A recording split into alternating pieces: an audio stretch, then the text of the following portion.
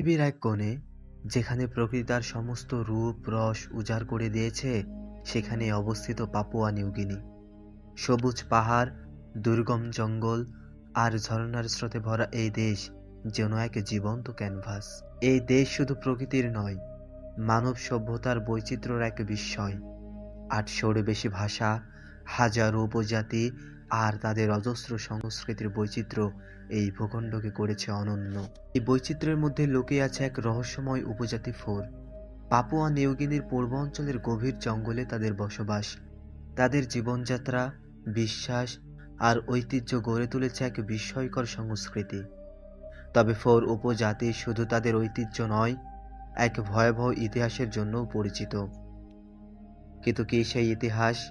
কেন ফোর উপজাতি হাসির মৃত্যুর সঙ্গে জড়িয়ে আছে? আজ আমরা এই রহস্যের গভীরে যাব।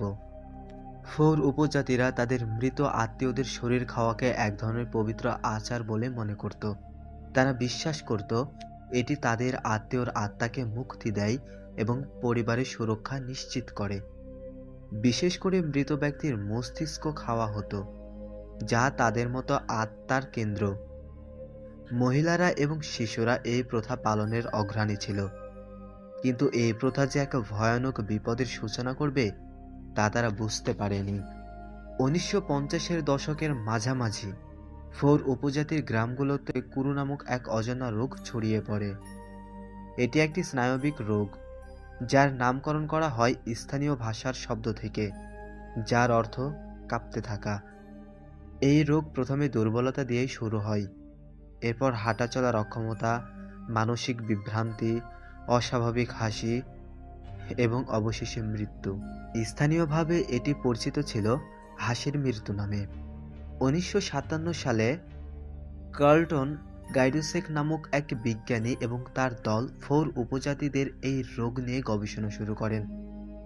গবেষণার মাধ্যমে তারা আবিষ্কার করেন যে কুরু রোগ প্রিনয় নামক এক বিশেষ প্রোটিনের কারণে হয়। এটি মস্তিষ্কে সংক্রমণ ঘটিয়ে ধীরে ধীরে স্নায়ুতন্ত্রকে ধ্বংস করে। মূলত মৃতদের মস্তিষ্ক খাওয়ার মাধ্যমে এই প্রিয়ন একজন থেকে অন্যজনের মধ্যে ছড়িয়ে পড়েছিল। গবেষণার পর বিজ্ঞানীরা ফোর উপজাতিকে তাদের ঐতিহ্যবাহী এই প্রথা বন্ধ করতে বোঝান। ধীরে ধীরে ফোর সম্প্রদায় তাদের সংস্কৃতি থেকে এই প্রথা বাদ দেয়। কালের প্রবাহে কুরু রোগের প্রকোপ কমে যায় এবং আজ এটি কার্যত বিলুপ্ত।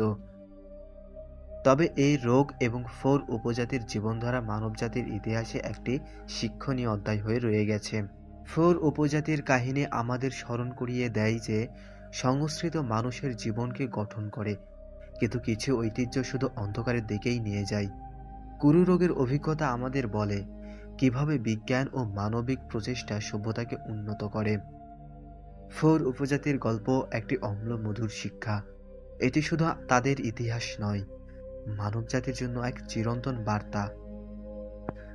আপনি যদি আরও এমন গল্প জানতে চান, আমাদের চ্যানেলটি সাবস্ক্রাইব করুন এবং ভিডিওটি শেয়ার করতে ভুলবেন না।